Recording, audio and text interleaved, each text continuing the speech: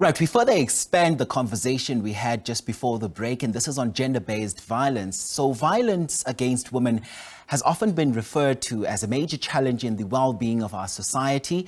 So we now explore the relationship between the media and gender-based violence, and what role should the media play in challenging gender-based violence in general and gender stereotyping. To discuss this, we are joined by Prof, of course, Glenda Daniels, Head of Department at Media Studies at Wits University. Thank you so much for your time, Prof. So what are the current narratives on gender stereotyping portrayed by mass media, particularly in instances such as music videos? Music videos. Well, thank you for having me. Nice to be here.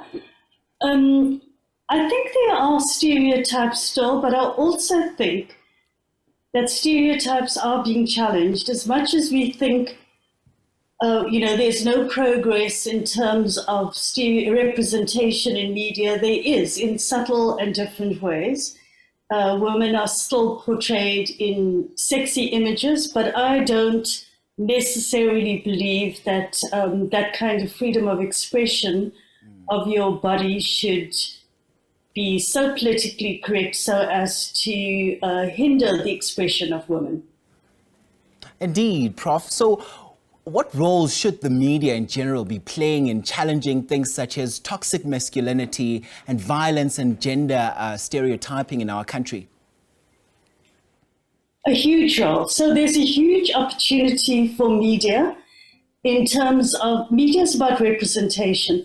So in terms of how things are said, what words are used, all matter. And that's where the media can come in to play this kind of educational role for people. Media itself need to be educated about what is toxic masculinity, and maybe we should say what it is. And it's related to entitlement, it's related to privilege, it's related to hierarchies, and who is at the top in society. It does happen to be males who have power physically, have particular organs that they can use to rape. Rape is one aspect of gender-based violence, not the only one. There's murder. And the vulnerable people in society happen to be women. So that's the one aspect. The other aspect is the fact that women are stereotyped, and the other aspect of this conversation is the other side of the story. I think the media can also play a role in showing society that the majority of males are doing good jobs of fatherhood. It's not the majority of males who are bad fathers, for instance. So that kind of thing, the fact that maybe 50 years ago men didn't change nappies, all the baby care was left to women, that has been changing. The fact that in institutions today we have paternity leave, that's a fantastic sign of progress. So there are many positive role models that the media can portray. You see men walking around, not so much with babies on their backs, but pushing prams. So it sounds like small things and it sounds like small change, but in fact, these kinds of things in society makes a difference, in terms of you just don't always talk about just the negative. For example, the political hashtag men are trash. The woke generation will hate me for saying this, but I think it's populist. And the minute you do that men are trash, as in, I don't understand why that statement is there. I understand the politics of it. But the minute you start doing that and popularizing that hashtag, you are alienating people who could be allies in the struggle for feminism, meaning gender equality. Wow, that's a very important point you're making there, Prof. And it takes me back to a point that I was actually going to make now, which is news has a particularly important role to play in a country like ours that is plagued by gender-based violence and femicide. But usually stories compete for coverage by the newsroom. So how much weight, or maybe do you think gender-based violence stories should be the ones that take first priority over the other stories? Well, look, I think newspapers have done that, and they haven't succeeded in selling newspapers. I'm not saying that's the most important thing, of course not.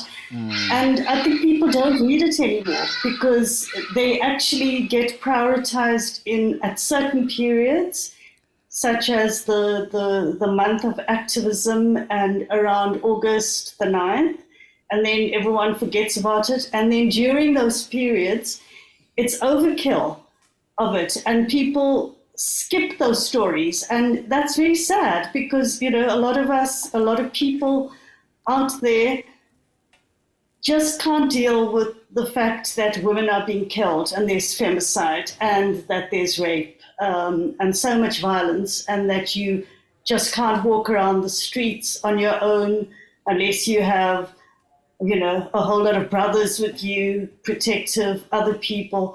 It's just not easy in South Africa to have the kind of freedoms that you could see in other countries. You know, for example, I was in Mozambique a couple of years ago and Namibia a couple of years ago, and it was actually quite easy to walk around at night on your own and you didn't feel threatened. But there are a lot of cities in the world abroad as well where it's also violent. I wouldn't be in the underground station in London walking on my own. My bag might be snatched. So it's a worldwide problem. On social media, the kind of cyberbullying of women is horrendous. The language that's used, the bullying, the words that are used, and how this bullying is gendered and sexualized is pathetic, it's tragic, it's disgusting. So, and that's a worldwide thing, mind you, it's not just a South African thing. So there is a huge role for media to play in calling this out, calling out the bullies, getting alliances on board from civil society, academia, the government, to all ally together to fight this. It can't just be, and it can't just be women, it can't just be feminists on their own fighting this war against women. There is a war against women, but there are also progressive men out there who also talk in the same way as us, even though they don't experience the same things that we do. It's just not possible. So, Prof, top of your answer, you mentioned newspapers, you know, and I think newspapers are another platform that we need to explore right now in the conversation. And there's one popular tabloid newspaper whose name I will not mention here, which uses derogatory names to refer to women who are sex workers. Do you think that there should be a gender desk in newsrooms that ensures that the portrayal of women is not in a bad taste? Because I know there's always been conversations around having gender desks in our newsrooms. Well, you see, where I would agree and disagree with you is related to the fact that we must call out that newspaper. You must say who it is. And then that newspaper may stop using the derogatory word for sex workers. It's their freedom to choose the kind of work they want to do and solicit their trade.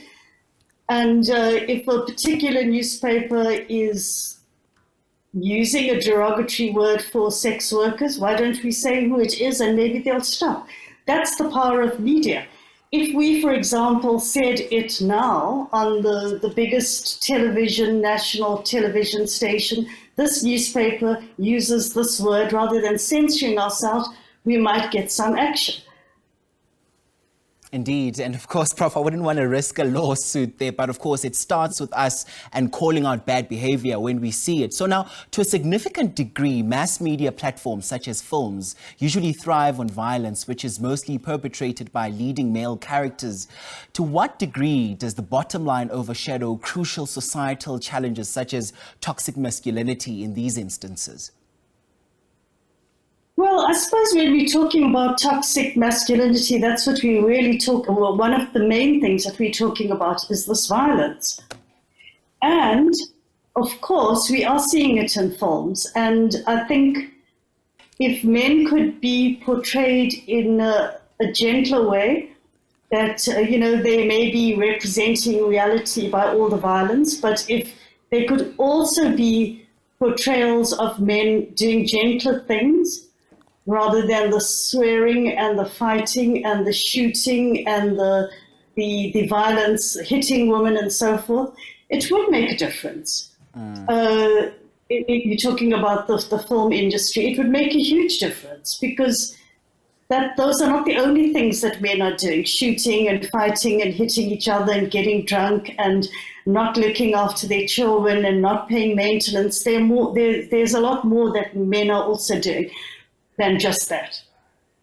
Indeed. So let us now focus on the advertising industry, which is often blamed for reinforcing stereotypes, whether it is race or gender. How much progress has been made in that sector of our society in as far as transformation is concerned, particularly on gender stereotyping? A little bit of progress, I would say, rather than no progress at all. I mean, look, I'm just going to pick out on an ad. There's a man in a pink shirt and pink trousers, and he does this ad for washing powder and getting rid of spots on a shirt. And it's an absolutely fabulous ad because it's so obviously sending up the fact that we normally have these ads about washing clothes and removing stains as the job of women for years and years and years. So that ad sticks out in one's mind. I always remember that ad, and a lot of people may too. I remember what that product was about. It's can't remember right now.